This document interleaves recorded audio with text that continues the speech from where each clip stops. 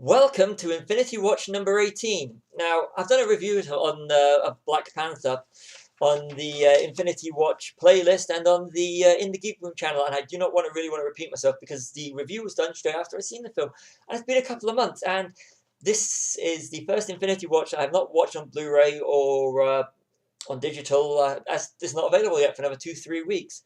Actually, Infinity War will be out before Black Panther is available. So if you didn't see it on the cinema, why didn't you go and see it in the cinema? You've missed out on a great film. And judging by the amount of money that's raked in, then you may be one of the few people if you haven't watched it. But if you have watched it, here's the statistics. Pulled some statistics from Wikipedia yesterday, because this will show you how great Black Panther really is.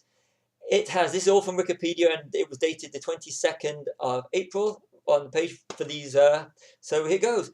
Black Panther has grossed $681.1 million in the USA and Canada, with a further 642.9 in the other territories, with a world total of 1.324 billion, making it the highest grossing solo superhero film, and with only two other comic book movies beating it, and they're both the Avengers and Avengers Age of Ultron.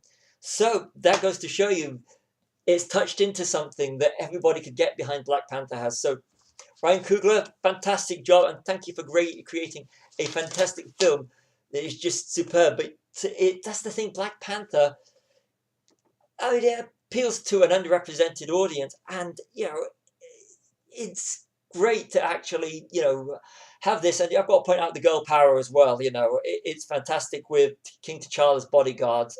It just it's all superb. I mean, all this you can read and you can see elsewhere. So I'm just going to go on the things I liked about it. I want to go to M'Baku, the character played by Winston Duke.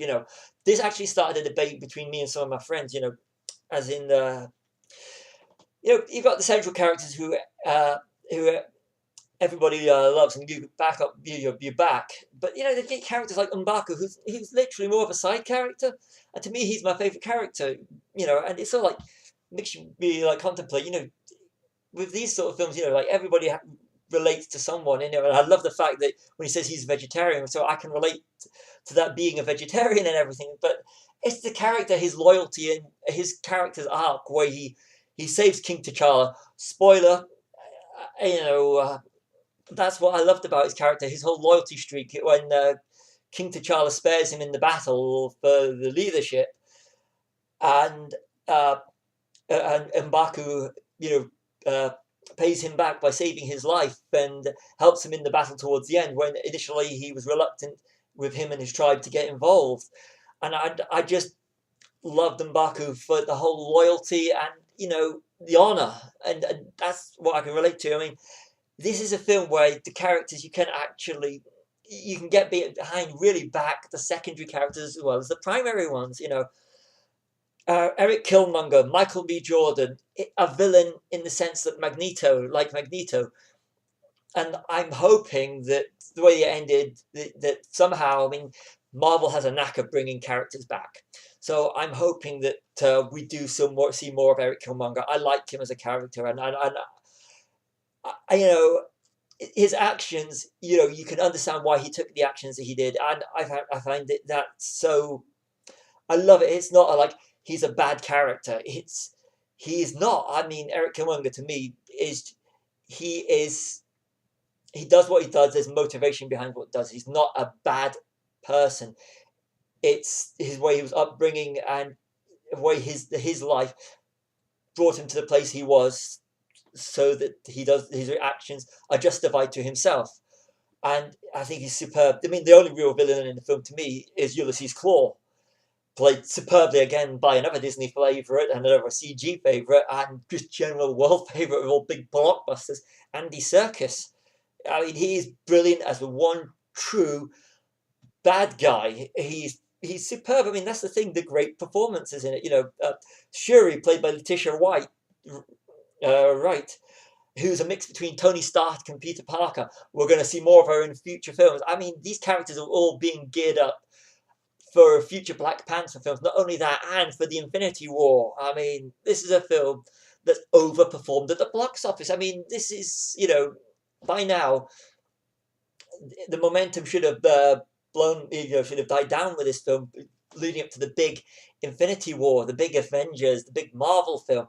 But the fact that it's still going, Ryan Coogler should be absolutely proud, and Disney and Marvel should be proud of what he's accomplished. I mean, coming Oscar time and the awards times, this should be, they should stop being so prude and just give some awards to this. This film has done superb box office. I mean, the effects are spot on, the characters are spot on. It is brilliant. I mean, I've got to go mention Everett Ross, played by Martin Freeman. A great returning character from Civil War. I mean, literally, they put the characters in place. This doesn't feel like a film that's completely setting up for the Infinity War. The next one that we're coming to. The reason I'm doing the Infinity War. This is a great standalone solo film that links in. I mean, the post credits with Bucky Barnes, superb. It's all. I mean, this is where we were going with Civil War with the big Bucky, and everything is in place. I mean, it is a great action film. It's a great comic book film. It is a great film. I mean, like I said, it's the characters. I mean, they're spot on. I mean, it is comic books, but it's comic books done seriously, but not dark. I mean, it's not dark like your Batman films or your DC films, where I'm sorry, the DCEU does all style, no content.